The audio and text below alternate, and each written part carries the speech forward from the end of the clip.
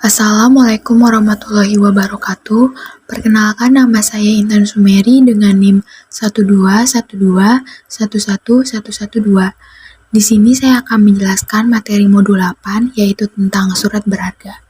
Video ini dibuat untuk memenuhi tugas besar mata kuliah manajemen keuangan. Pengertian surat berharga. Surat berharga atau commercial paper adalah dokumen yang memiliki nilai uang, diakui dan dilindungi secara hukum. Tujuan surat ini yaitu untuk suatu pemenuhan pembayaran bernilai uang seperti wesel, cek, bilet giro, dan lain sebagainya. Surat berharga dalam bahasa Belanda disebut waardepapier, atau di negara-negara Anglo-Saxon dikenal dengan istilah negotiable instrument. Artinya, yaitu surat yang diadakan oleh seseorang sebagai pelaksana pemenuhan suatu prestasi yang merupakan pembayaran harga sejumlah uang. Fungsi surat berharga.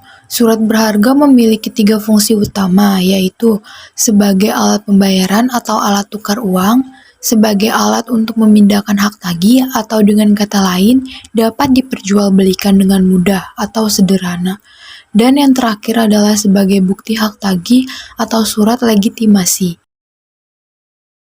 Manfaat surat berharga. Secara garis besar, manfaat surat berharga dibagi menjadi 2. Yang pertama, manfaat dilihat dari yuridis, yaitu sebagai alat pembayaran, sebagai alat pemindahan hak tagih, dan sebagai bukti hak tagih. Dan yang kedua adalah manfaat dari segi fungsinya, yaitu memiliki hukum kebendaan, surat tanda keanggotaan, dan sebagai tagihan hutang. Ciri-ciri surat berharga.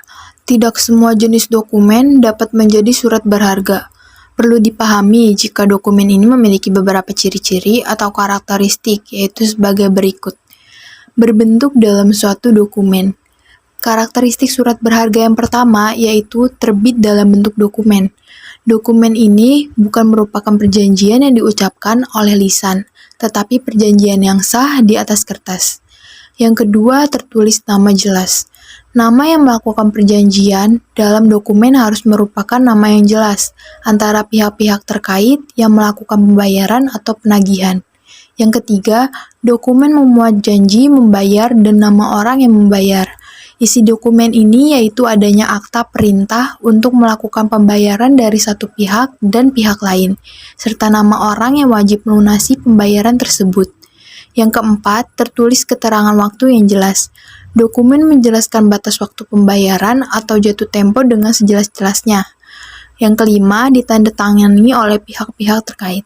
Yang terakhir ini adalah dokumen ini wajib ditandatangani oleh pihak-pihak yang melakukan perjanjian sebagai persetujuan mengenai perjanjian tersebut. Jenis surat berharga. Surat berharga terdiri dari 2 jenis, yaitu surat berharga berdasarkan KUHD yang terdiri dari wesel, cek, surat sanggup atau promes, dan kwitansi promes atas tunjuk. Dan yang kedua adalah surat berharga di luar KUHD yang terdiri dari bilet giro, commercial paper, surat saham, obligasi, delivery order, dan surat utang negara atau biasa disebut SUN.